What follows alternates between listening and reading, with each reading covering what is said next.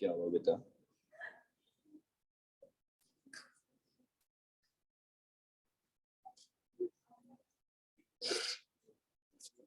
अच्छा भाई चले स्टार्ट करते हैं। हम लोग जो है बेसिकली डायरेक्टली स्टार्ट करेंगे कार्बोहाइड्रेट से। we're going to discuss about the biological molecule. हमने कंप्लीट करने तो पहली बात ये टॉपिक, और दूसरी बात ये कि the important thing that you need to understand is कि तुम्हारे पास 4 बेसिक बायोलॉजिकल मॉलिक्यूल्स होते हैं। न्यूक्लिक एसिड एक अलग चैप्टर में मौजूद है, सही है। इसके अलावा तुम्हारे पास बाकी के 3 इस चैप्टर में आ रहे हैं जिसका नाम है बायोलॉजिकल मॉलिक्यूल। यार ये ऑन कर दो प्रोजेक्टर, कोई बच्चा प्लीज, नहीं हो जाएगा।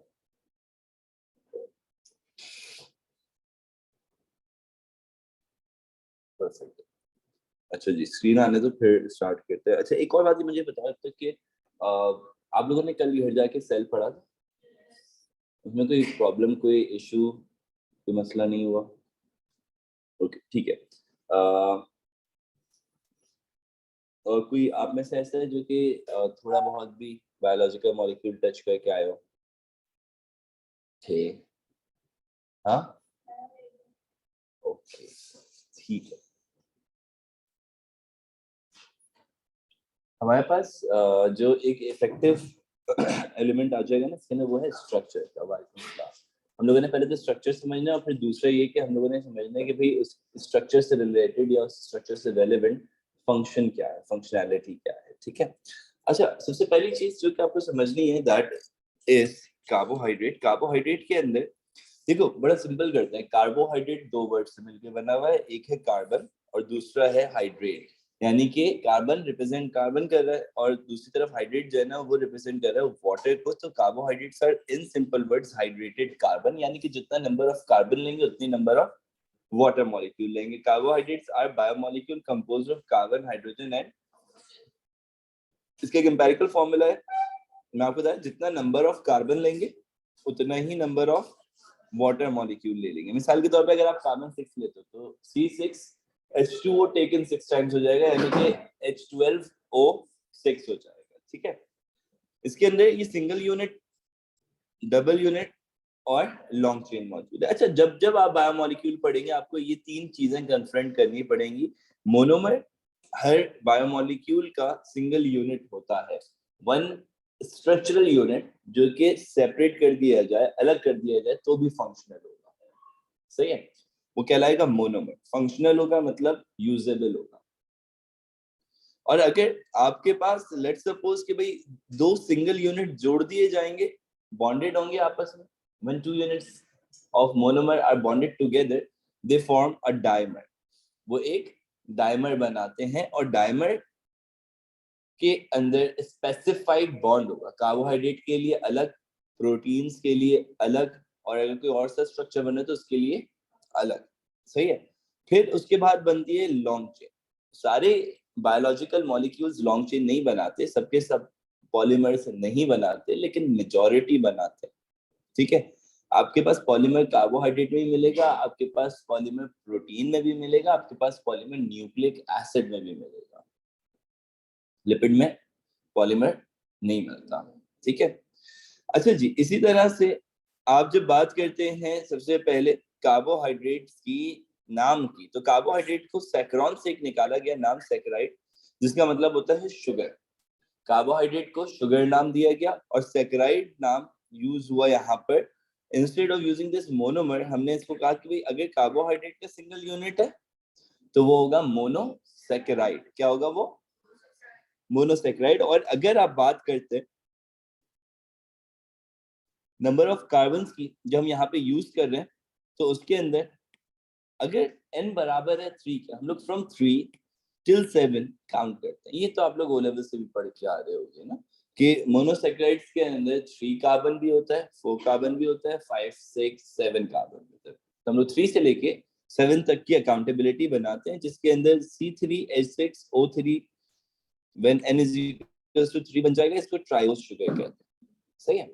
फिर आपके पास अगर n बराबर है 4 के तो C4H8O4 हो जाएगा, ये कहलाता है टेट्रोस। C5H10O5 कहलाएगा पेंटोस। C6H12O6 कहलाता है हेक्सोस। और C7H14O7 कहलाता है हेप्टोज। तो ट्रायोस, टेट्रोस, पेंटोस, हेक्सोस, हेप्टोस में से जो हमें फोकस करना है वो है hexose sugar, because hexose sugar is the most abundant sugar in all the living organs. ठीक है।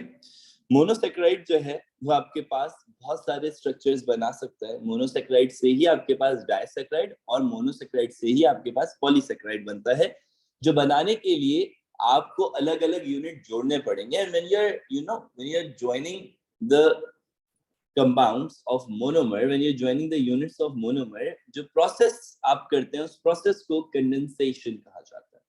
कहीं पर भी मोनोमर जोड़ने का मतलब कंडेंसेशन, मोनोमर्स के जुड़ने का मतलब कंडेंसेशन है। कंडेंसेशन एक ऐसा प्रोसेस होता है जिसके अंदर एक तरफ से OH आयन, एक मॉलिक्यूल OH आयन रिलीज करेगा, दूसरा मॉलिक्यूल H रिलीज करेगा आयन के तौर पर। ये H आयन और OH आयन आपस में मिलके एक बॉन्ड बना लेंगे और वो कहलाएगा वाटर।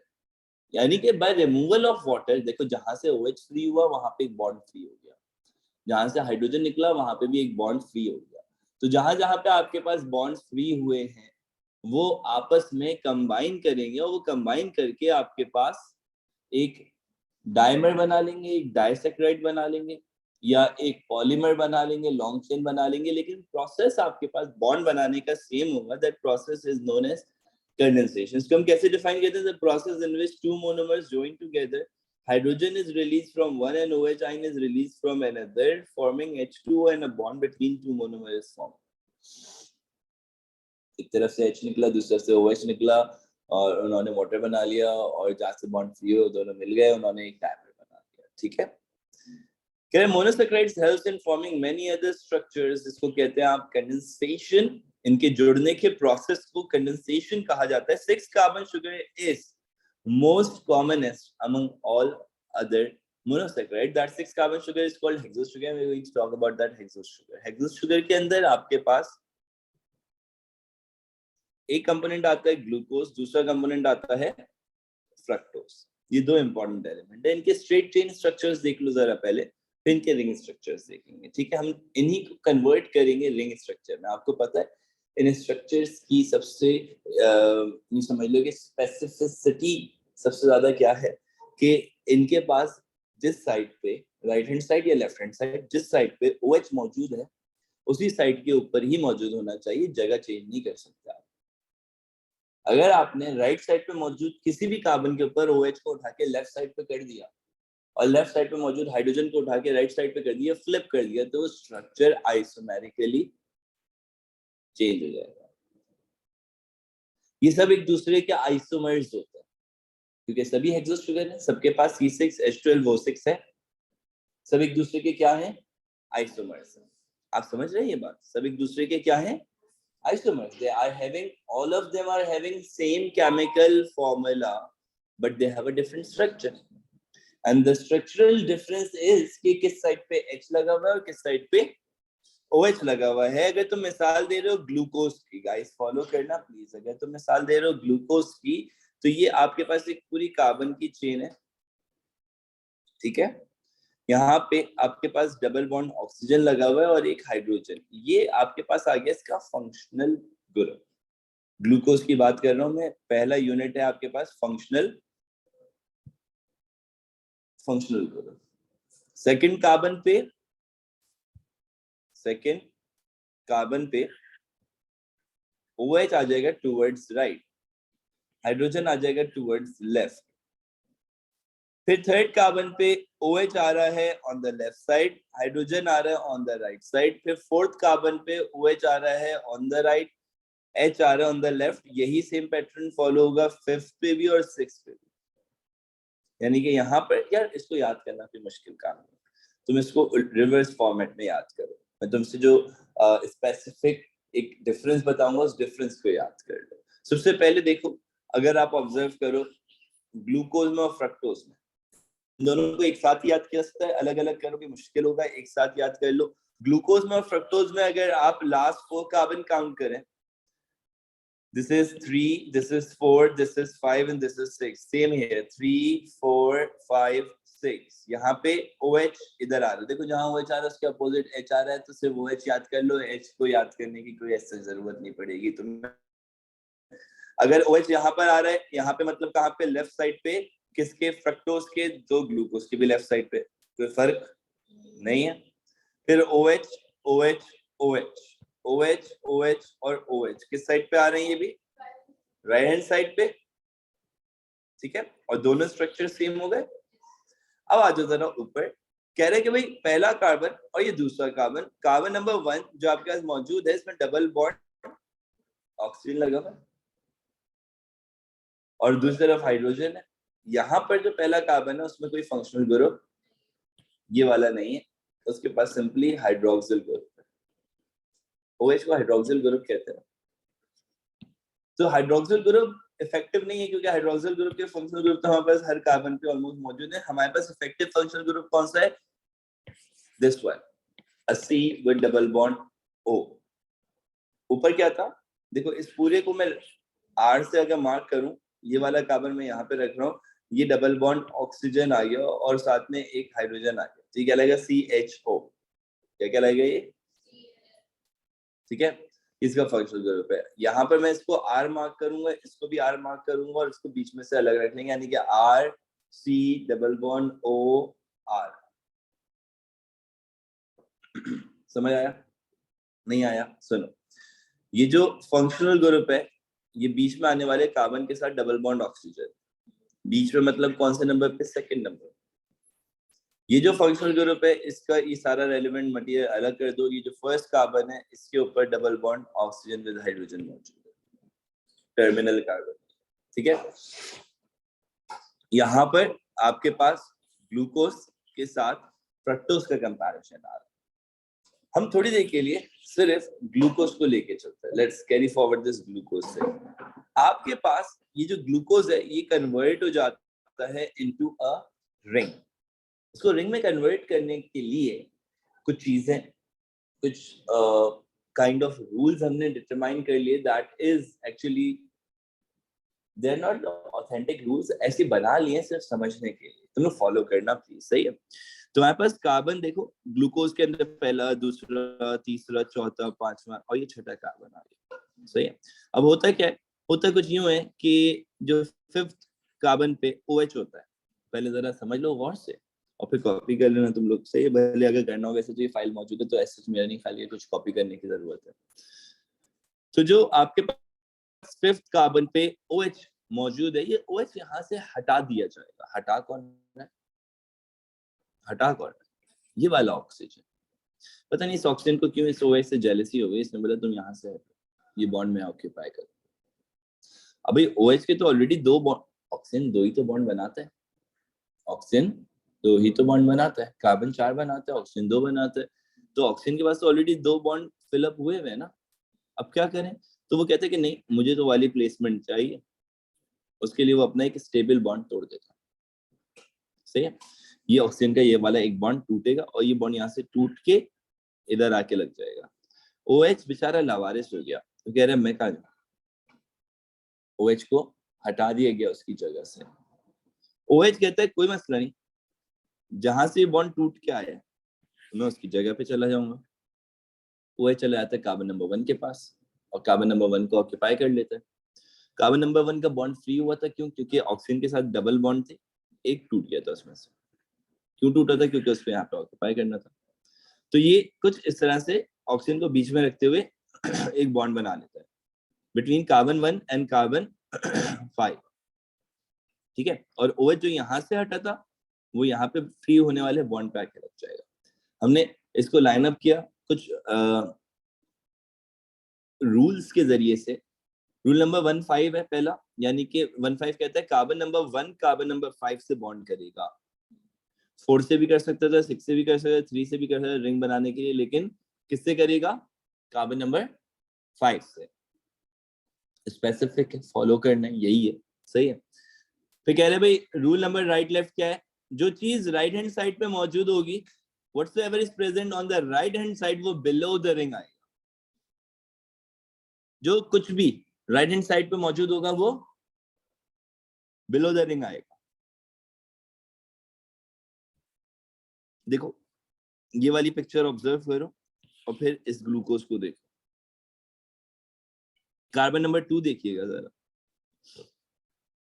यहाँ पे कार्बन नंबर 2 पे OH कहाँ पे मौजूद है? Right hand side. वो कह रहे हैं राइट हैंड साइड पे जो कुछ भी हो बिलो द रिंग आएगा। कार्बन नंबर 2 पे OH मौजूद था, राइट हैंड साइड पे OH आ गया नीचे below the ring. Carbon number 3 पे OH मौजूद था लेफ्ट हैंड साइड पे, ये देखो ये carbon number 3 left hand side पे मौजूद है, OH ऊपर आ गया। कार्बन नंबर 4 पे OH फिर नीचे आ जाएगा क्योंकि राइट हैंड साइड पे, right hand side below the ring, left hand side above the ring. कोई कंफ्यूजन नहीं? सब क्लियर है? ओके।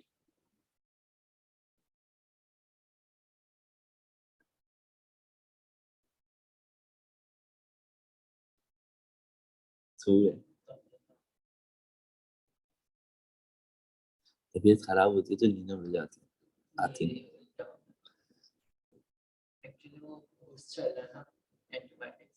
अच्छा अच्छा, कोई बात नहीं, अल्लाह ताला शिफा दे।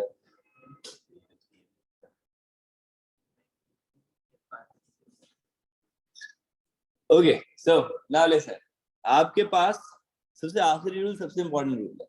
वो कह रहे हैं यार OH जो निकला है उसको कहाँ प्लेस करें? अबव द रिंग प्लेस करें या बिलो द रिंग प्लेस करें? उसने बोला यार अबव द रिंग भी प्लेस कर सकते हो, बिलो द रिंग भी प्लेस कर सकते हो। अगर OH को बिलो द रिंग प्लेस करोगे तो ये बन जाएगा आपके पास अल्फा ग्लूकोज, और अगर अबव द रिंग प्लेस करोगे तो ये बन जाएगा आपके पास बीटा ग्लूकोज। सिंपल सी बात है, स्ट्रेट स्ट्रेट, ठीक है। आगे चलते हैं। इसके बाद आपके साथ आता है conversion of fructose into a ring.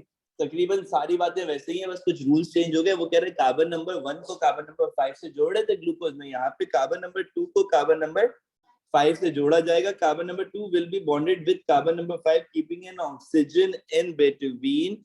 यहाँ पे एक फंक्शनल ग्रुप है ही जब 2 के पास, तो 1 से कैसे जोड़े हैं? यहाँ से एक बॉन्ड तोड़ा जाएगा, फिर वही OH को डिस्प्लेस किया जाएगा और ये वाला ऑक्सीजन बॉन्ड बना लेगा अपने इस कार्बन के साथ। और दूसरी तरफ वो कह रहे हैं कि राइट और लेफ्ट का रूल तो सेम ही है ना, जो कुछ राइट हैंड साइड पे वो बिलो द रिंग और जो कुछ लेफ्ट हैंड साइड पे वो अबव द रिंग आ जाएगा। और आपके पास फिर आते हैं rule of OH। Rule of OH कहते हैं कि भाई hydroxyl group that is replaced from carbon number 5 will be placed on carbon number 2। अगर carbon number 2 if carbon number 2 is if carbon number 2 is losing a bond from oxygen, अगर carbon number 2 था वो जिसने oxygen के साथ bond तोड़ा था ताकि ऑक्सीजन जो है वो कार्बन नंबर 5 से जुड़ जाए, तो कार्बन नंबर 2 पे आके OH लगेगा ना, कार्बन 1 पे तो नहीं लगेगा जाके। तो ऑब्वियस है क्योंकि बॉन्ड फ्री कहाँ पे हुआ होगा? जहाँ से तोड़ा गया। कहाँ से तोड़ा गया? कार्बन नंबर 2 से तोड़ा गया। तो अब क्या होगा, वो जो OH है ना वो जाके लगेगा आपके पास कार्बन नंबर 2 पे। फिर वही कंफ्यूजन, नीचे लगे या ऊपर लगे, तो वो कहते हैं नीचे लगेगा तो कोई मसला नहीं है, अल्फा फ्रक्टोज। ऊपर लगेगा तो भी कोई मसला नहीं है, वो बीटा फ्रक्टोज हो जाएगा, स्ट्रक्चर चेंज। समझ में आया? यहाँ पर ये तो बात हो गई मोनोसेक्राइड्स।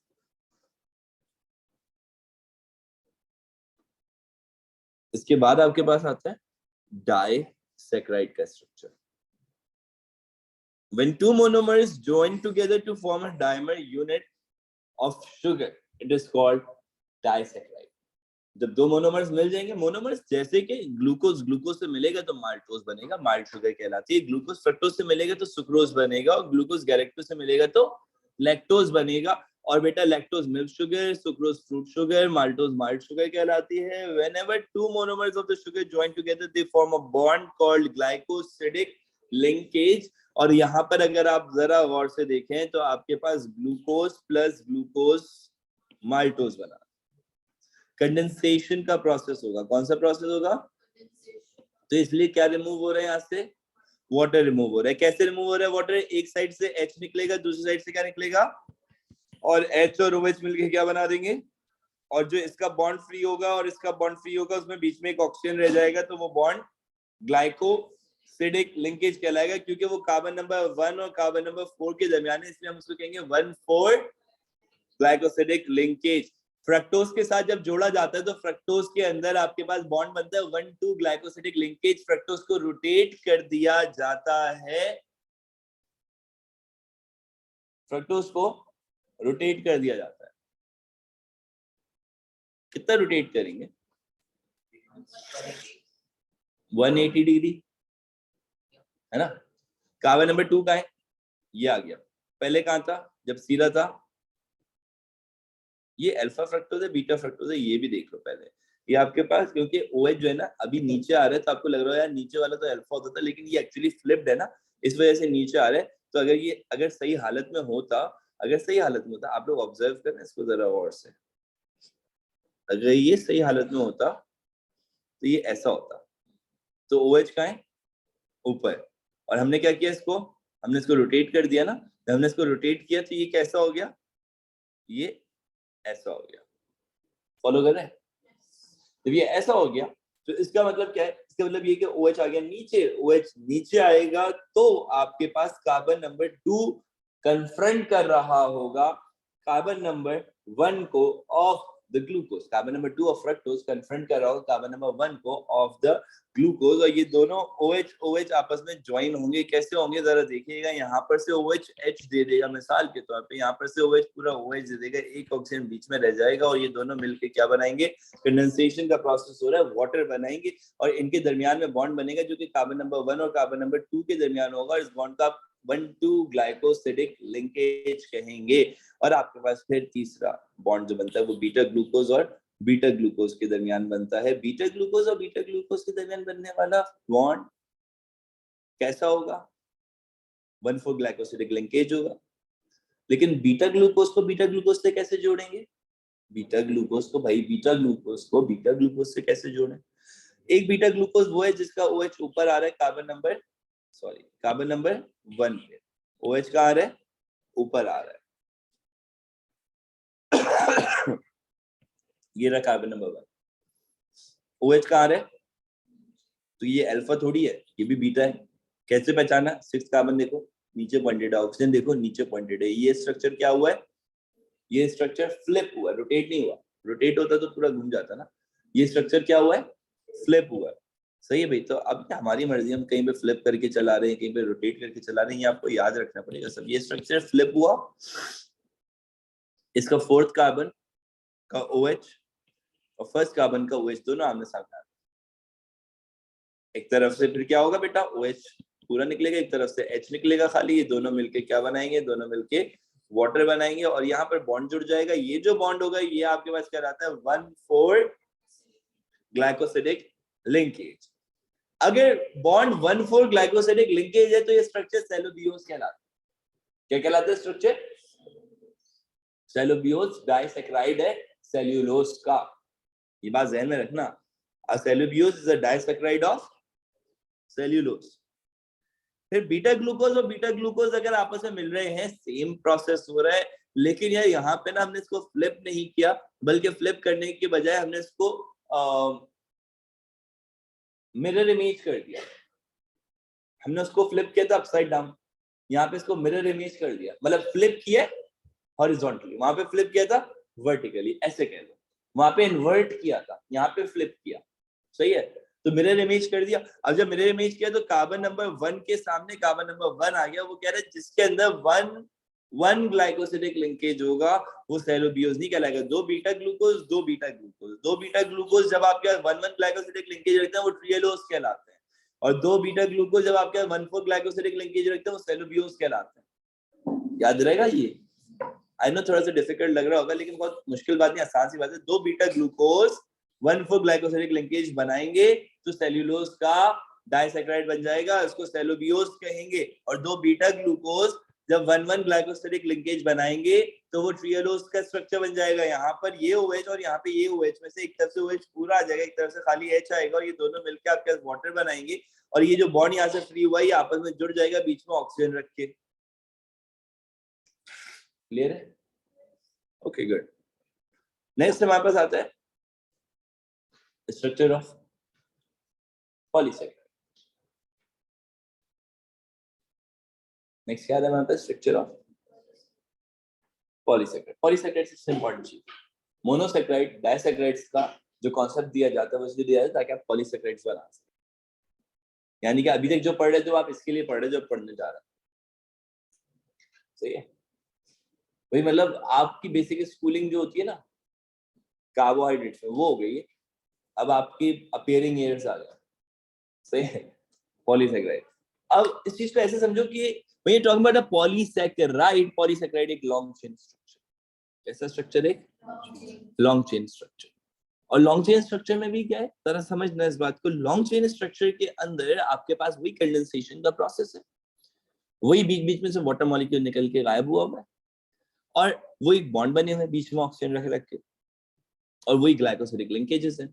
लेकिन हर जगह पे अलग तरह की ग्लाइकोसिडिक लिंकेज और अलग तरह के यूज हुए मोनोसेक्राइड्स होते हैं, और अलग पैटर्न से जोड़े गए होते हैं, पैटर्न का भी फर्क होता है।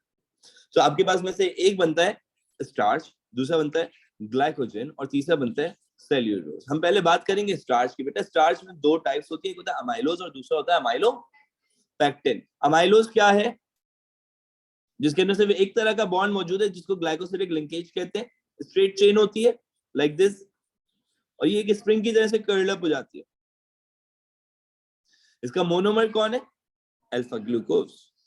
अल्फा ग्लूकोज तो मोनोमर है अमाइलोपेक्टिन का भी। अमाइलोपेक्टिन में ना आपके पास दो टाइप्स के बॉन्ड है, उसके बाद सिर्फ एक टाइप का बॉन्ड है 1,4 ग्लाइकोसिडिक लिंकेज। इसका दो टाइप के बॉन्ड है, 1,4 ग्लाइकोसिडिक लिंकेज और 1,6 ग्लाइकोसिडिक लिंकेज। 1,6 ग्लाइकोसिडिक लिंकेज का मतलब ये है कि ब्रांच बन रही है। जब आप यहाँ पे ऑब्जर्व करेंगे, देखो यहाँ से एक पीस निकाला, इसको इनलार्ज कर लिया, ये पूरी चेन जा रही है ऐसे, सही। अमाइलोपेक्टिन ब्रांचेस होती है इसमें,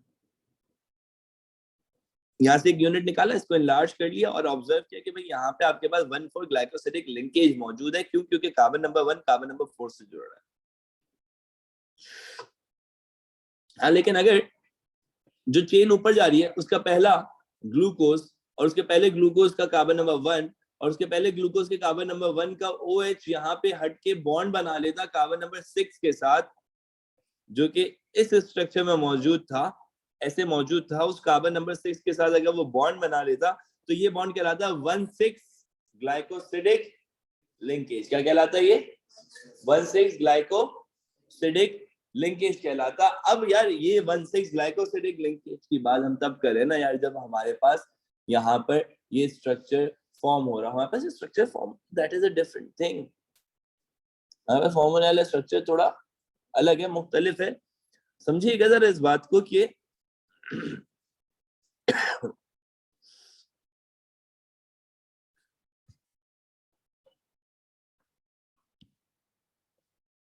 सिर्फ एक बॉन्ड पाया जाता है, यहाँ पे दो पाए जा रहे हैं, वहां पे स्ट्रेट चेन होती है, यहाँ पे ब्रांचेस, वहां पे branches straight chain curl up हो रही है, यहाँ पे ब्रांचेस हैं जो कि निकल रही हैं। ये फर्क है अमाइलोज में और अमाइलोपेक्टिन में, तुमसे पूछा जाएगा। एक बॉन्ड पाया जाता है, दो बॉन्ड पाया जाता है, स्ट्रेट चेन कर्ल अप हो रही है, वहां पे ब्रांचेस निकल रही है, यहाँ पे सिर्फ 1,4 ग्लाइकोसिडिक लिंकेज है, वहां पे 1,6 भी है, ठीक है। नेक्स्ट हमारे पास आता है इस तरह से ग्लाइकोजन। तो इसके तो नाम में भी जिन आ रहे हैं, जिन जैसे स्ट्रक्चर है कोई। कह रहा है कि ग्लाइकोजन क्या है? Glycogen is a branch structure just like amylopectin. फर्क क्या है?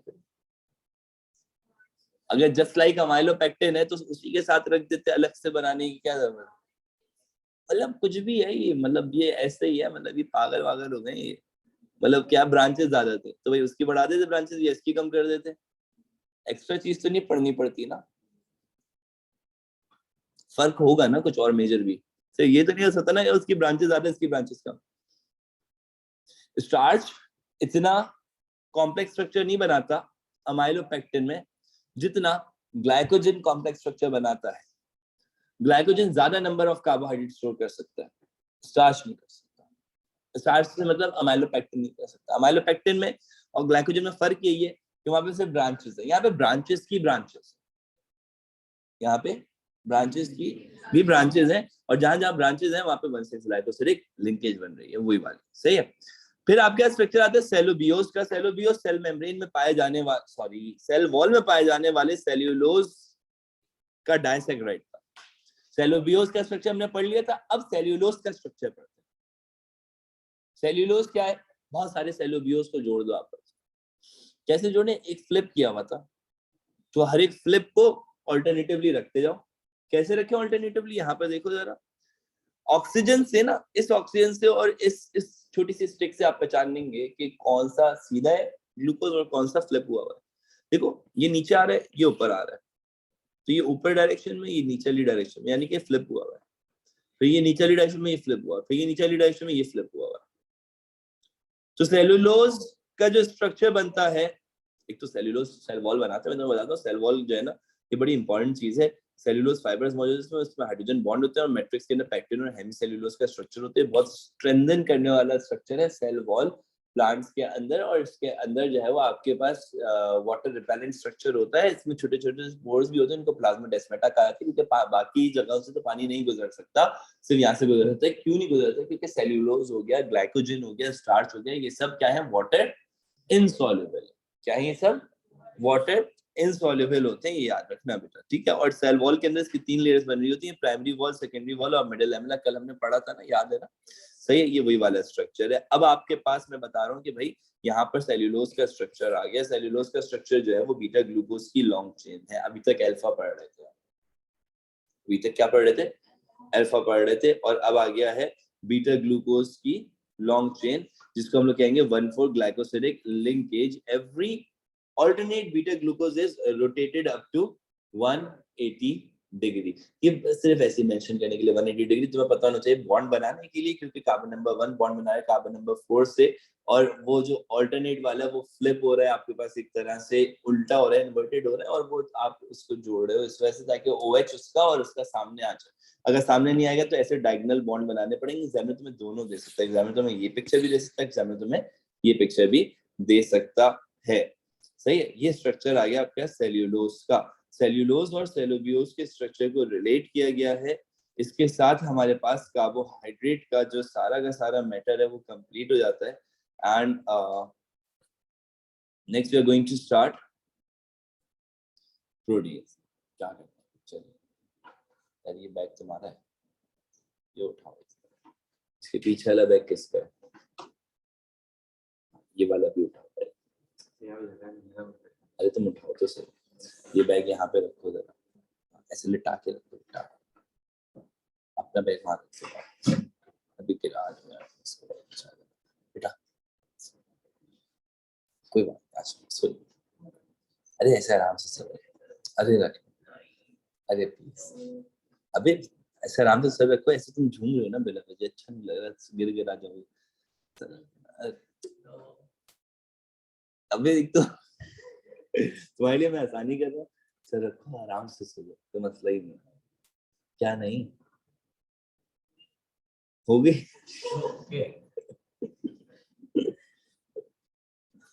अच्छा चलो सही है। Okay guys, so we are going to start with the protein structure. एक काम करने जरा जल्दी से कार्बोहाइड्रेट का स्ट्रक्चर एब्जॉर्ब कर लें अपने अंदर अच्छी तरह से। सही है, एक दफा रिकैप कर लो, रिव्यू कर लो, अपने नोट्स से गो थ्रू कर लो। सही है, we'll be giving it a 5 minutes break and then we'll be continuing. It's 12:54 right now. हम लोग exactly at 1 start करते हैं, ठीक है?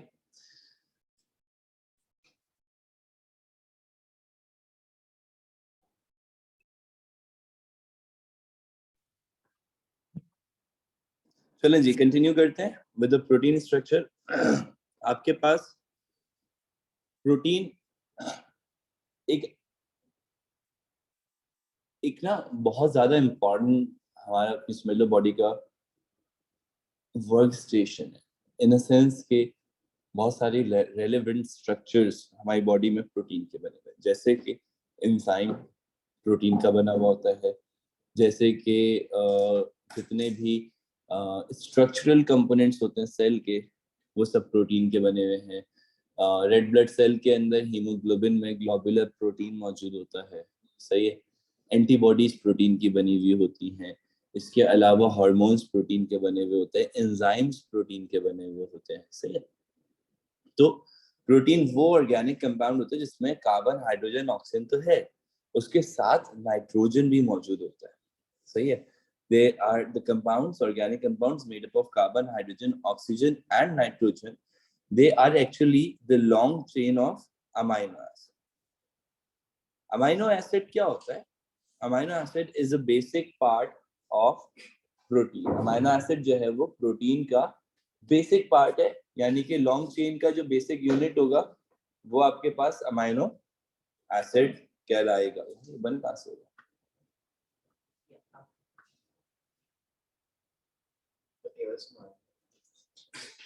रिमोट तो चल रहा है। थोड़ा आगे बढ़ना पड़ेगा। ये तो बढ़ो।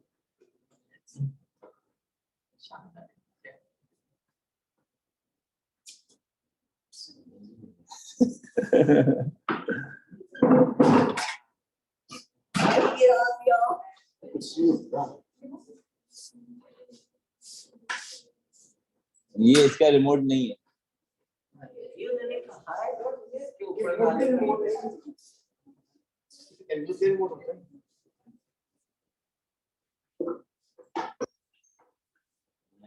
चले खैर कोई बात नहीं, हम कंटिन्यू करते हैं द टॉपिक।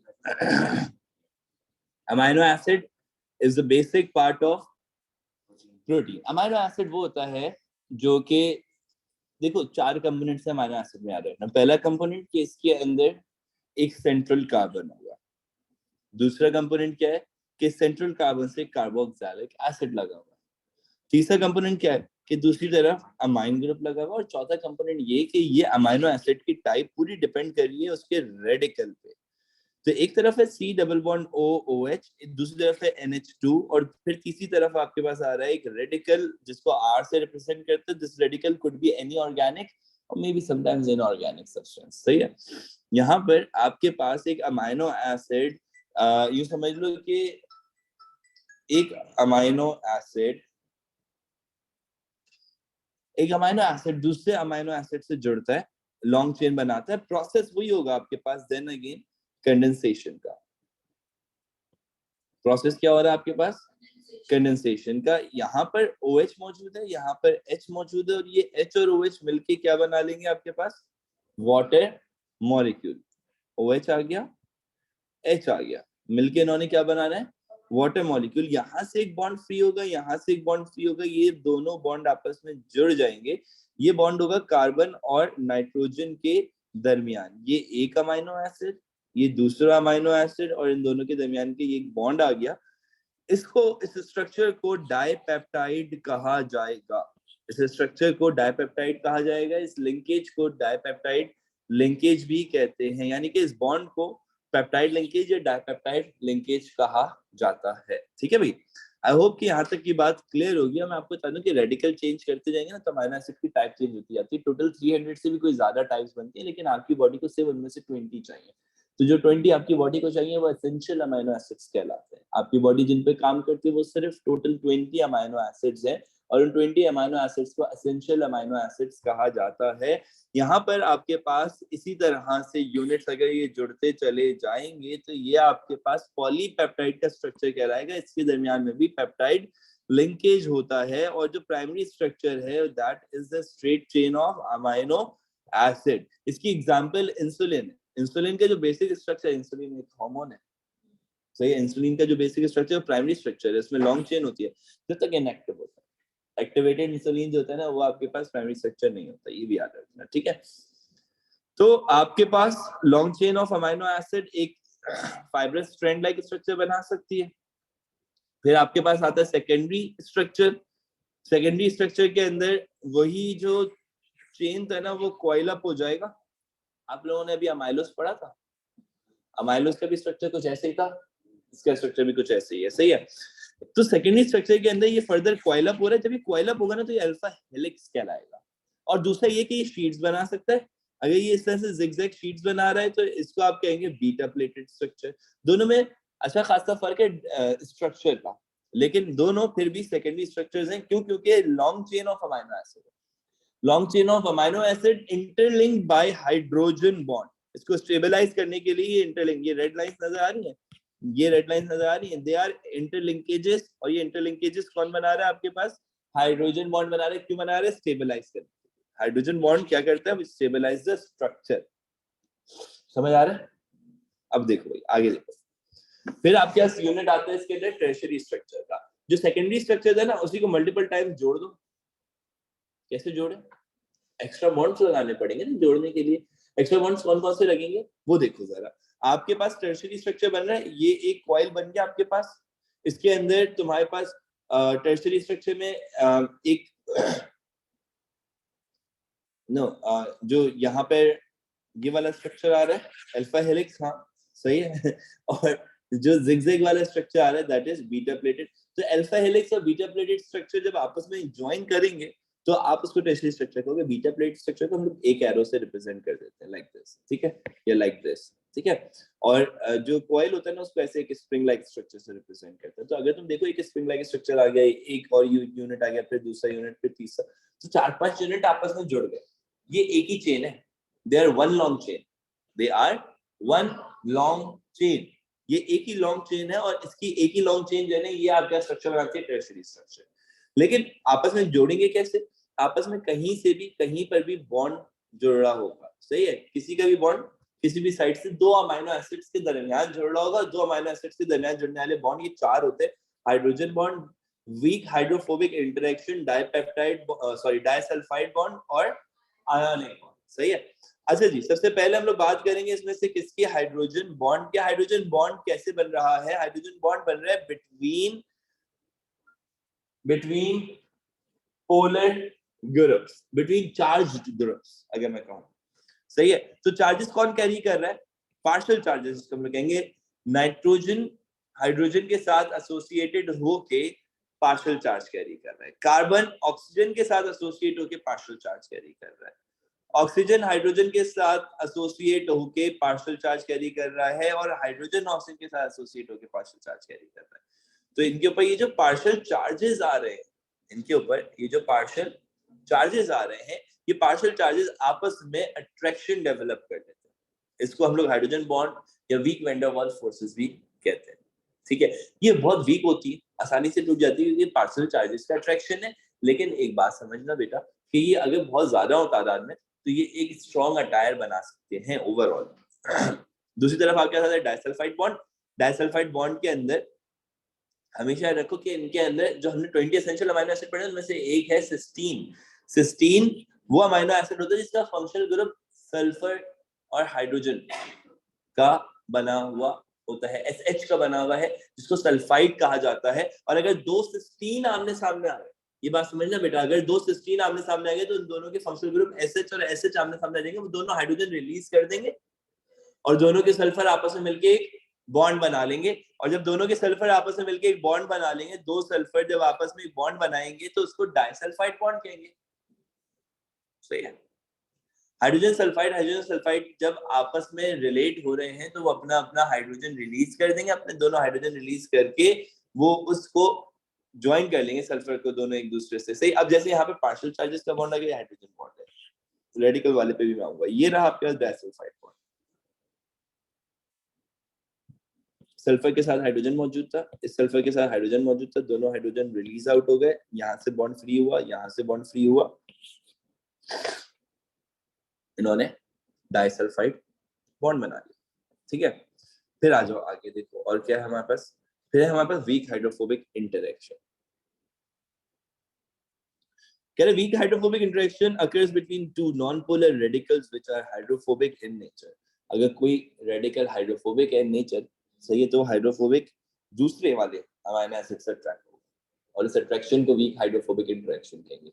आपने सुना वो जो हीमोग्लोबिन का जो ग्लोबुलर प्रोटीन होता है उसके अंदर जितने भी सारे हाइड्रोफोबिक नेचर के रेडिकल्स होते हैं वो सारा का सारा बीच में कन्वर्ज हो जाता है, आपस में एक जगह क्या कहते हैं, क्लम्प हो जाते हैं, जमा हो जाते हैं, एक्यूमुलेट हो जाते हैं, ओके। तो वो क्यों हो रहा है? वो इसी वजह से हो रहा है, वीक हाइड्रोफोबिक इंटरेक्शन की वजह से। कि भाई अगर एक हाइड्रोफोबिक है उसको दूसरा हाइड्रोफोबिक नजर आएगा और चारों तरफ पानी है तो वो दोनों एक साथ आ जाएंगे, समझ आ रही है बात। तो यहाँ पर भी ऐसे ही हो रहा है। आयनिक बॉन्ड बनता है। फिर आयनिक बॉन्ड कैसे बन रहा है कि भाई वो बोल रहे हैं COOH को बोल रहा है कि तुम अपना हाइड्रोजन मुझे दे दो। कौन बोल रहा है? NH2 कह रहा है। NH2 उससे COOH से एक हाइड्रोजन लेके NH3 हो जाएगा और वो COOH जो है वो खाली COO रह जाएगा और यहाँ पर ये आपका जो बॉन्ड बनाएगा उसको आयनिक बॉन्ड कहा जाता है। क्या कहा जाता है इसको? कह रहे हैं कि भाई दो बातें। अच्छा, मैं ये बातें सिर्फ ये जो ब्लू पॉइंट्स में लिखे हुए हैं ये बातें मैं आपको सिर्फ और सिर्फ इसलिए समझा क्योंकि मार्किंग स्कीम के अंदर ये जवाब लिखा हुआ था कुछ स्पेसिफिक क्वेश्चंस क्या वो मैं बाद में बताऊंगा, पहले बातें सुन लो। Can if the pH of the medium where the amino acids are present are changed, if the pH is changed, in simple words, protein denature हो जाता है। प्रोटीन डीनेचर हो जाएगा, पीएच चेंज कर दोगे। क्यों हो जाएगा बेटा? क्योंकि जब भी आप चेंज करोगे ना पीएच, तो आयनिक बॉन्ड टूटेगा। पीएच चेंज करने से क्या टूटेगा? आयनिक बॉन्ड टूटेगा। टेम्परेचर इंक्रीज होगा तो काइनेटिक एनर्जी इंक्रीज होगी, काइनेटिक एनर्जी इंक्रीज होगी तो मूवमेंट इंक्रीज होगी अमीनो एसिड की, तो हाइड्रोजन बॉन्ड टूट जाएगा। समझ आ रही है बात? पीएच चेंज करोगे तो आयनिक बॉन्ड टूट जाएगा, टेम्परेचर इंक्रीज करोगे तो हाइड्रोजन बॉन्ड टूट जाएगा। ये जो प्रोटीन्स होते हैं ना, they are liable enough to have a specific shape, क्योंकि अपने स्पेसिफिक शेप के हिसाब से फंक्शन कर रहे होते हैं। और अगर इनका शेप ही चेंज हो गया, अगर इनका स्ट्रक्चर ही चेंज हो गया, इनकी शक्ल ही बदल गई, तो ऑब्वियसली बात है कि ये उस तरह से हमारे लिए यूजफुल नहीं होंगे, नहीं रहेंगे यूजफुल उस तरह से। सही है। अब यहाँ पर एक बात और जो समझनी है वो क्या है, वो जरा समझो कि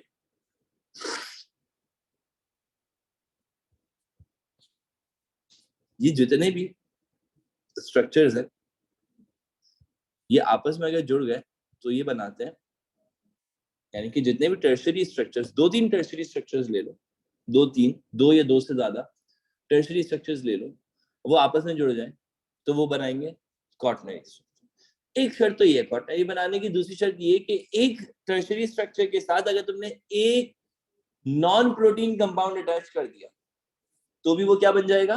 तो भी वो बन जाएगा आपके पास क्वाटरनरी स्ट्रक्चर। क्वाटरनरी स्ट्रक्चर की 2 शर्तें हो गई अब तक। पहली शर्त क्या है कि भाई 2 या 2 से ज्यादा टर्शरी यूनिट जोड़ दोगे आपस में तो क्वाटरनरी स्ट्रक्चर बनेगा, या फिर एक टर्शरी स्ट्रक्चर के साथ एक नॉन प्रोटीन पार्ट जोड़ दोगे तो क्वाटरनरी स्ट्रक्चर बन जाएगा।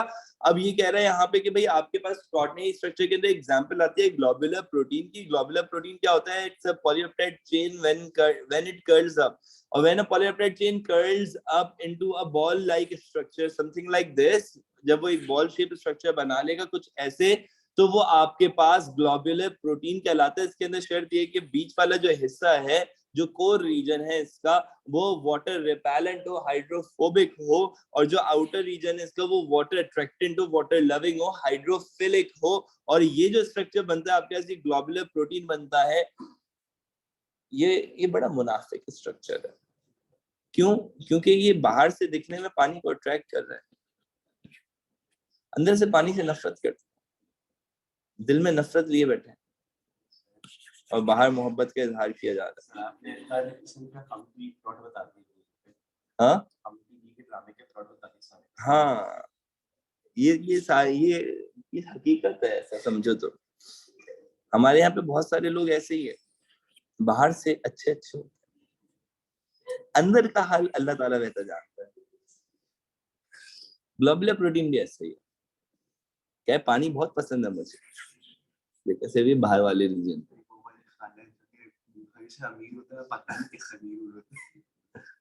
चलो अब इसके अंदर आपके पास क्या आ रहा है? इट्स वाटर सॉल्युबल आउटसाइड से, obviously it can travel with in the blood, ये ब्लड में ट्रेवल कर सकता है। ब्लड में वाटर सॉल्युबल सब्सटेंसेस ट्रेवल करते हैं ना, तो ये भी ट्रेवल कर सकता है। इसी वजह से इसने आउटर रीजन को वाटर अट्रैक्टेंट रखा। ठीक है, इट इज टर्शियरी प्रोटीन। इसके अंदर आपके पास एक सिंगल पॉलीपेप्टाइड चेन होती है जो पूरा स्ट्रक्चर बना रही होती है। वही प्राइमरी बनी, वही सेकेंडरी बनी, वही टर्शियरी बनी, और फिर वही कर्ल्ड अप हो गई, तो वो ग्लोबुलर प्रोटीन बन गया। आपको पता है ग्लोबुलर प्रोटीन टर्शियरी प्रोटीन नहीं है।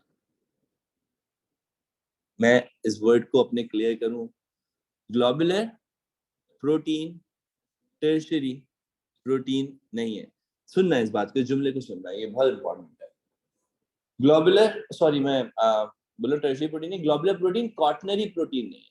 Wait, hold on, globular protein quaternary protein नहीं है। ग्लोबुलर प्रोटीन एक टर्शियरी प्रोटीन है। ग्लोबुलर प्रोटीन क्वाटरनरी प्रोटीन्स बनाता है। ग्लोबुलर प्रोटीन कैसे बनाएगा क्वाटरनरी प्रोटीन? मैंने आपको बताया क्वाटरनरी प्रोटीन की शर्त क्या थी कि 2 या 2 से ज्यादा यूनिट जुड़ जाएंगे। 2 या 2 से ज्यादा यूनिट जुड़ जाएंगे, तो यहाँ पर भी यही होगा कि 2 या 2 से ज्यादा ग्लोबुलर प्रोटीन आपस में जुड़ जाएंगे। जैसे कि हीमोग्लोबिन के अंदर 4 ग्लोबुलर प्रोटीन होता है आपस में जुड़े, और वो तो दूसरी शर्त भी पूरी कर रहे हैं ना। हीमोग्लोबिन दूसरी शर्त क्या पूरी कर रहा है कि उसके अंदर हीम मौजूद है। हीम क्या है? Non protein part, non protein pigment है हीम। समझ में आ रहा है भाई? ये बताओ, अच्छा भाई, अब देखना जरा, समझना इस बात को, कह रहे हैं भाई it is water soluble outside and water insoluble inside. It is tertiary protein with single polypeptide chain. Globular protein is found in hemoglobin and myoglobin. hemoglobin 4 oxygen molecule और myoglobin 1 ऑक्सीजन मॉलिक्यूल कैरी करता है। ये muscle में पाया जाता है myoglobin। Haemoglobin red blood cell में पाया जाता है। हीमोग्लोबिन की एफिनिटी ऑक्सीजन के लिए फिर भी कम है, मायोग्लोबिन की एफिनिटी ज्यादा है। मायोग्लोबिन एक दफा ऑक्सीजन को पकड़ ले तो छोड़ेगा नहीं। हीमोग्लोबिन एफिनिटी कम है ना, चाहत कम है, मोहब्बत कम है, जाने देगा। ऑक्सीजन की बात कर रहा हूँ। हीमोग्लोबिन का स्ट्रक्चर देख लेते हैं ताकि आइडिया हो जाए। सही है, हीमोग्लोबिन के स्ट्रक्चर में 4 ग्लोबुलर प्रोटीन है। अरे काम पे यार, इसी से बंद करते हैं। हाँ, इससे नहीं हो रहा। और यार पानी भी पिला दिया मुझे करो। हाँ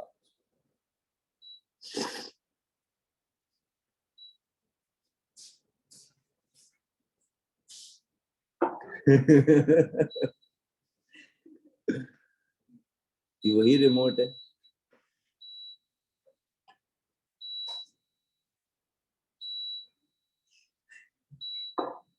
नहीं तो ऐसा लग रहा है आईसी वाला सेटअप हो गया। Okay, so we're going to talk about the hemoglobin now. Hemoglobin एक ऐसा प्रोटीन है जो ऑक्सीजन कैरी करता है from a particular place of the body to another. एक रीजन से दूसरे रीजन में लेकर जाएगा। क्या लेके जाएगा?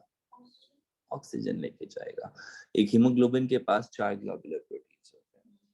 एक हीमोग्लोबिन के पास 4 ग्लोबुलर प्रोटीन्स होते हैं। और मजे की बात ये कि इसका ना स्फेरिकल शेप स्ट्रक्चर होता है और चारों हीम क्या है?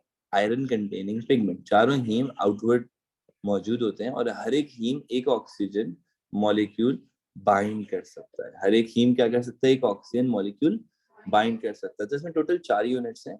2 अल्फा ग्लोबिन है, 2 बीटा ग्लोबिन है और हर एक ग्लोबिन जो है उसके पास एक हाइड्रोफिलिक रेडिकल होता है आउटसाइड और एक हाइड्रोफोबिक रेडिकल होता है इनसाइड। और each globin is having a non protein prosthetic group. ये प्रोस्थेटिक ग्रुप होगा, ठीक है। प्रोस्थेटिक ग्रुप क्या होता है? Non protein part. Prosthetic group क्या होता है? नॉन प्रोटीन पार्ट होता है, which is basically the haem. सही, हीम क्या है? आयरन कंटेनिंग कंपाउंड है, आयरन कंटेनिंग पिगमेंट है, इसलिए नॉन प्रोटीन पार्ट, ठीक है। अच्छा जी, ये जो हीमोग्लोबिन होता है इसके अंदर आपके पास जब ऑक्सीजन ऐड होता है तो जहां पर ऑक्सीजन ज्यादा होगा वहां से ऑक्सीजन उठा लेगा, जहां पे ऑक्सीजन कम होगा वहां पे ऑक्सीजन छोड़ देगा। तो यही वजह है कि ये हमारे रेस्पिरेटरी सिस्टम के टिश्यूज में से ऑक्सीजन उठा लेता है और हमारे नॉर्मल बॉडी टिश्यूज के अंदर जहाँ पे ऑक्सीजन कम होता है वहां पे ऑक्सीजन को रिलीज कर देता है। यानी कि ये ऑक्सीजन की सैचुरेशन पार्शियल प्रेशर के हिसाब से काम करता है। ऑक्सीजन की सैचुरेशन हीमोग्लोबिन की डिपेंड करती है पार्शियल प्रेशर पर। ये चीज हम लोग पढ़ेंगे ट्रांसपोर्ट इन मैमल्स में, ठीक है। तो उसको मैं तुम्हें बताऊंगा कि हीमोग्लोबिन एक्चुअली काम कैसे करे। अभी के लिए इंपॉर्टेंट है कि तुम्हें ये पता होना चाहिए 2 अल्फा ग्लोबिन और 2 बीटा ग्लोबिन से इसका स्ट्रक्चर बनता है, ठीक है भाई। फिर आपके पास इसी से रिलेटेबल एक डिजीज का भी जिक्र आता है यहाँ पे, वो है सिकल सेल एनीमिया। क्या होता है? कभी कभार ये जो हीमोग्लोबिन है ये सॉल्युबल इन वाटर था, अगर ये इनसॉल्युबल हो जाए किसी म्यूटेशन की वजह से ही, अगर ये इनसॉल्युबल हो जाएगा तो रेड ब्लड सेल का शेप ऐसा नहीं रहेगा, रेड ब्लड सेल का शेप कुछ ऐसा हो जाएगा क्योंकि वो हीमोग्लोबिन प्रेसिपिटेट बनाना शुरू कर देगा। और जब वो हीमोग्लोबिन प्रेसिपिटेट्स बनाना शुरू कर देगा तो एक रेड ब्लड सेल जो कि एक नॉर्मल बाइकॉनकेव शेप स्ट्रक्चर था वो आपके पास एक सिकल शेप स्ट्रक्चर हो जाएगा। और ये सिकल शेप स्ट्रक्चर जो है ये क्या करेगा? ये जल्दी टूट जाएगा, अनीमिया करवाएगा, खून की कमी हो जाएगी और ऑक्सीजन जो है वो सही से या प्रॉम्प्टली डिलीवर टिश्यूज को नहीं हो पाएगा, ठीक है। इसके बाद हमारे पास एग्जांपल आती है फाइब्रस प्रोटीन की। फाइब्रस प्रोटीन जो होते हैं they are long polypeptide chain which forms thread like structures. Thread like structures बनाते हैं, कर्ल्ड अप नहीं होते। इसकी एग्जांपल में कोलेजन और केराटिन आता है। कोलेजन क्या है? कोलेजन जो है वो आपके पास मेन स्ट्रक्चरल प्रोटीन होता है that is making the fundamental fibres of connective tissue and plasma. Collagen बहुत इंपॉर्टेंट है, स्किन में भी मौजूद है, ब्लड प्लाज्मा में मौजूद है, एक्स्ट्रासेलुलर फ्लूइड में भी मौजूद है, सेल को सेल से कनेक्ट करने के काम आ रहा है।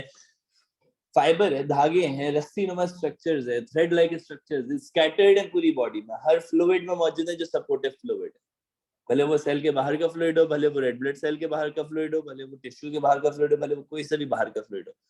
इनफैक्ट मैं ये बोलूंगा सेल के अंदर का जो फ्लूइड होता है ना उसमें भी कोलेजन होता है किसी हद तक, और अगर कोलेजन नहीं है तो कोलेजन जैसे स्ट्रक्चर्स मौजूद है।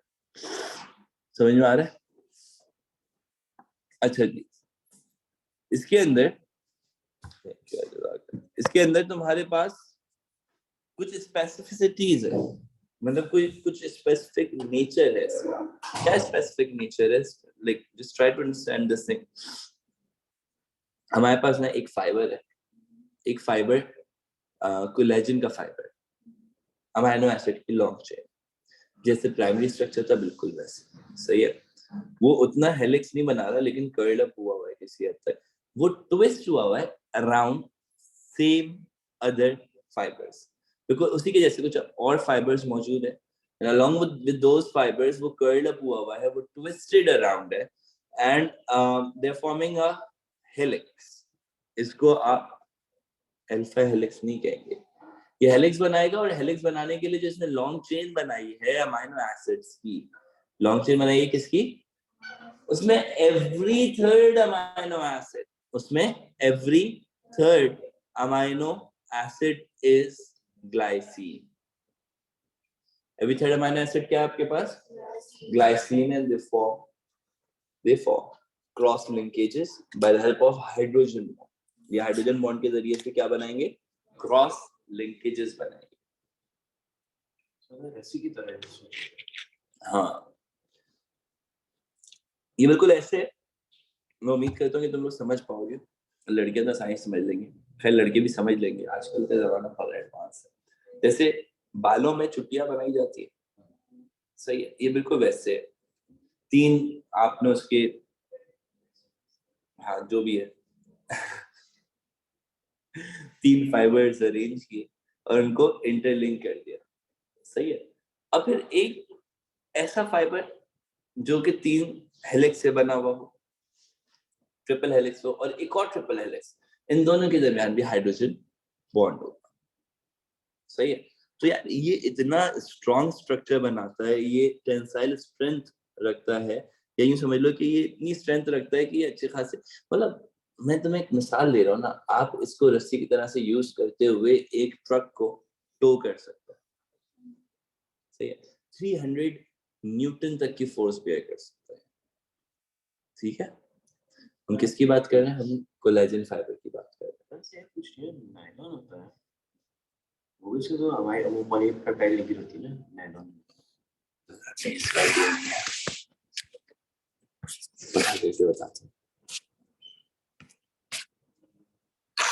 सर? हाँ जो पूछ लिया था। तुम कुछ ये बता दो, सही है।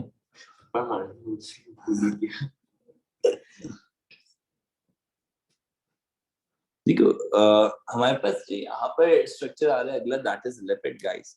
ये बताओ प्रोटीन क्लियर है? किसी का कोई क्वेश्चन तो नहीं है प्रोटीन में? All good with protein? आगे चलते हैं, सही है। लिपिड की बात करेंगे। Lipid are organic compounds, they are composed of carbon, hydrogen, oxygen, and they are insoluble in water. जो कि ऑर्गेनिक सॉल्वेंट होता है उसमें सॉल्युबल नहीं।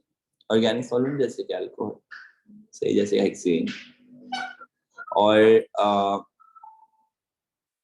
इसके अलावा इनका जो बेसिक फंक्शनल यूनिट है वो फैटी एसिड।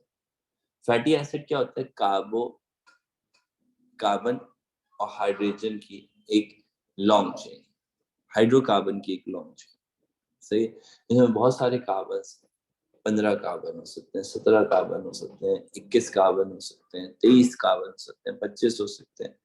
ये is a long chain of carbon, और हम उस लॉन्ग चेन ऑफ कार्बन के साथ अटैच करते हैं क्या? हाइड्रोजन।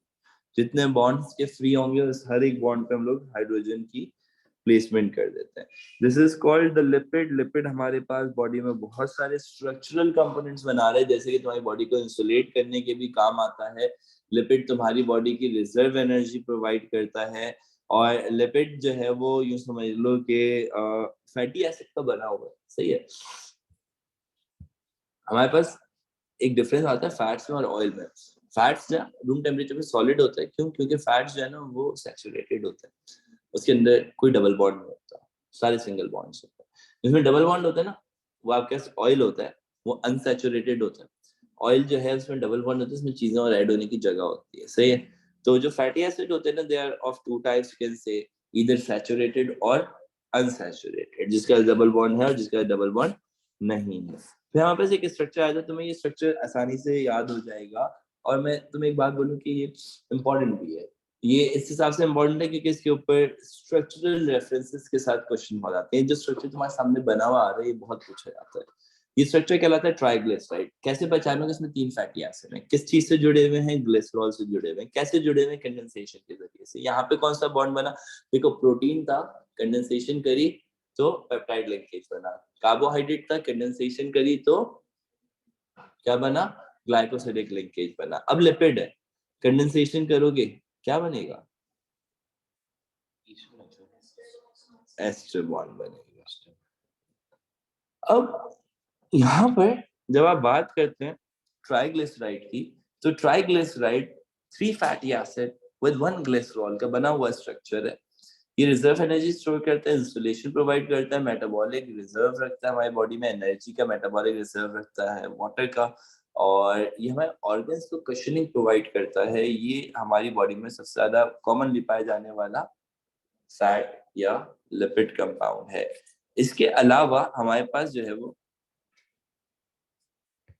दूसरा स्ट्रक्चर आता है फॉस्फोलिपिड का।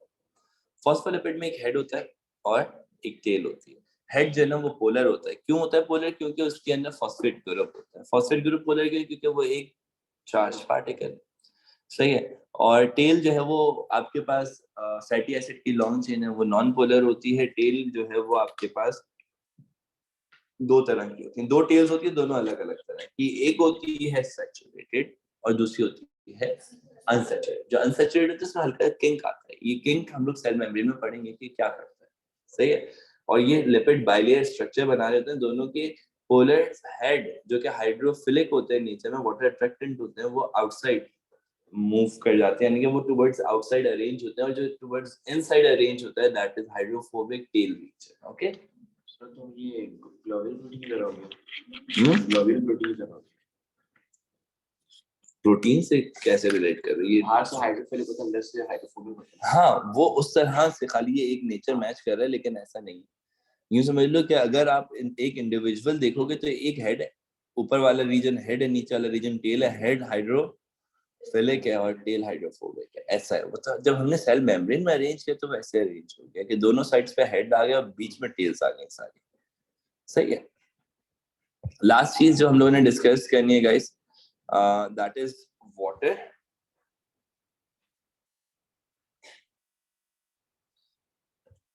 वाटर के ऊपर जब हम सोचते हैं ना पढ़ने का, यार मतलब क्या पढ़ रहे हैं, ए लेवल्स में आके पानी पढ़ रहे है ना, ऐसा लगता है ना, मतलब कोई बेइज्जती सी फील होती है ना। क्या मतलब कुछ नहीं बचा पढ़ाने के लिए, पानी पढ़ा रहे हैं। ये मैं आपको एक बात बताता हूँ कि हमें बता रहा हूँ ना अभी हाँ, ये इतनी आसान है नहीं, क्योंकि ना इसके ऊपर जो क्वेश्चन आते हैं ना, पानी पर जो सवाल किया जाएगा वो बड़ा सख्त होगा। मैं आखिरत की बात नहीं कर रहा, मैं अभी पेपर की बात कर रहा हूँ। तो जो पेपर में सवाल होगा ना पानी को, बड़ा सख्त सवाल होगा। और सवाल में तुमसे पूछा जाएगा कि ये जो फंक्शन है, कोई भी फंक्शन बताकर कि ये जो फंक्शन है ये पानी की कौन सी प्रॉपर्टी से रिलेट करता है। और जैसे वो बोल रहे कि भाई रूट हेयर सेल ने पोटेशियम आयन एक्टिवली ट्रांसपोर्ट किए जिसकी वजह से पानी अंदर मूव कर गया, तो अब वो तुमसे पूछ रहा है कि भाई ये कौन सी प्रॉपर्टी है पानी। वो तुमसे ये पूछ सकता है कि जाइलम से पानी ऊपर की तरफ मूव कर गया टुवर्ड्स द लीफ, ये कौन सी प्रॉपर्टी है पानी। मैं आप लोगों से जवाब नहीं पूछ रहा हूँ, मैं आप लोगों को सवाल बता रहा हूँ। तो ये आप कंफर्मेशन नहीं मांगे मुझसे जवाब बता के, बिकॉज आप लोग जो जवाब बता रहे हैं वो गलत है। हाइड्रोजन, थोड़ा सा जोर से बोलो, सॉरी। हाँ, एडहेशन कोहेशन की वजह से होता है। Yes, that is correct one. Sorry, मैं सुना नहीं था, कोई बात नहीं, एक सही जवाब देने से कुछ नहीं होता। अच्छा जी, चलें, अजान हो जाए फिर कंटिन्यू करते हैं, 2 मिनट रुकेंगे।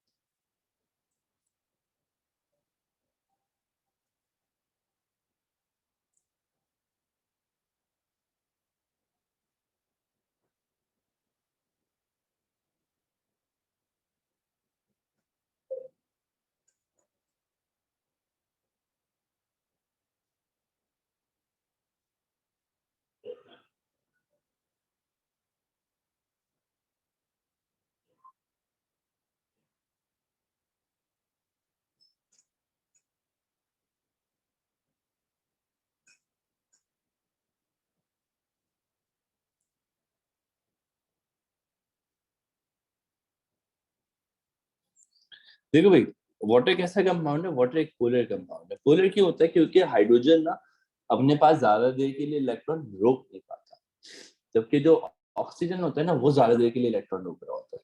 क्यों रोक रहा होता है ज्यादा देर के लिए इलेक्ट्रॉन? क्योंकि उसका जो शेल है वो बड़ा है। किसके मुकाबले बड़ा है शेल इसका? हाइड्रोजन के मुकाबले बड़ा है। सही है। तो क्या होता है, what is a polar compound? कह रहे हैं क्यों क्यों पोलर है? क्योंकि इसके अपोजिट पोल्स पे अपोजिट चार्जेस है। पार्शियली सही, लेकिन है तो अपोजिट चार्जेस, एक पार्शियल पॉजिटिव है और दूसरा पार्शियल नेगेटिव है। कह रहे भाई, इस पार्शियल पॉजिटिव और पार्शियल नेगेटिव चार्जेस की वजह से इनमें हाइड्रोजन बॉन्ड्स बनते हैं। क्या बनते हैं इनमें? हाइड्रोजन बॉन्ड बनता है। और ये क्या करता है, ये आपके पास बेसिकली जो ये हाइड्रोजन बॉन्ड बना रहा है, हाइड्रोजन बॉन्ड वाला जो स्ट्रक्चर बना रहा है बेसिकली, ये हाइड्रोजन बॉन्ड का स्ट्रक्चर इसको क्लस्टर्स में ले आता है, इनके मॉलिक्यूल्स के क्लस्टर्स बना देता है। सही है। मतलब वाटर, देखो आप लोगों ने पता नहीं पढ़ा था, 9 क्लास की केमिस्ट्री होती थी ना पुराने जमाने वाली, बिल्कुल उसमें पढ़ाते थे ना कि वैन वाल फोर्सेस से जाइंट कोवलेंट कंपाउंड्स बनते थे। सही है, वेंडर वॉल फोर्सेस वाले। मैं वो नहीं बोल रहा, डायमंड ग्रेफाइट वाली बात नहीं कर रहा मैं अभी। मैं उन स्ट्रक्चर्स की बात कर रहा हूँ जिसमें मॉलिक्यूल्स मॉलिक्यूल्स मॉलिक्यूल्स होते हैं, उनके बीच में अट्रैक्शन होती है, तो वो जो वेंडर वॉल फोर्सेस वाली, ये वही है हाइड्रोजन बॉन्ड। सही है। और ये वाटर मॉलिक्यूल के दरमियान में मौजूद है, तो ताकि क्या हो रहा है, वाटर मॉलिक्यूल्स के यूनिट्स का एक क्लस्टर बन रहा है। अब इस क्लस्टर में क्या होता है कि आपके पास एक मॉलिक्यूल दूसरे मॉलिक्यूल से अट्रैक्टेड होता है। और ये जो अट्रैक्टेड स्ट्रक्चर है ना, इस स्ट्रक्चर के अंदर आपके पास हाइड्रोजन बॉन्ड क्या रोल प्ले कर रहा है कि वो उनको एक एसोसिएटेड पैटर्न के अंदर अरेंज कर देता है। दो मॉलिक्यूल्स उनको आपस में लिंक करवा देता है, उन दो मॉलिक्यूल्स को दो और मॉलिक्यूल्स से आपस में लिंक करवा देगा। ये सारे आपस के लिंकेजेस जो हैं, ये हाइड्रोजन बॉन्ड से बने हुए हैं, और इस हाइड्रोजन बॉन्ड की वजह से ये स्ट्रक्चर यूनिवर्सल सॉल्वेंट बन गया। इसमें इतने ज्यादा हाइड्रोजन बॉन्ड्स होते हैं, एक एक वाटर मॉलिक्यूल दो दो हाइड्रोजन बॉन्ड बना होता है, और हाइड्रोजन बॉन्ड को सेपरेट करना भी आसान है और रीफॉर्म करना भी आसान है। सही है। तो ये सेपरेट होंगे फिर रीफॉर्म हो जाएंगे, तो ये क्या है, they are like very easy to be use as a solvent. ये यूनिवर्सल सॉल्वेंट के तौर पे यूज होंगे, one thing. And second thing is that ये आपके पास जब एज अ बेस्ट सॉल्वेंट और एज अ पोलर मॉलिक्यूल काम कर रहे हैं, तो ये प्रॉपर्टी इनकी हेल्प आउट करती है to become the basic medium of transport.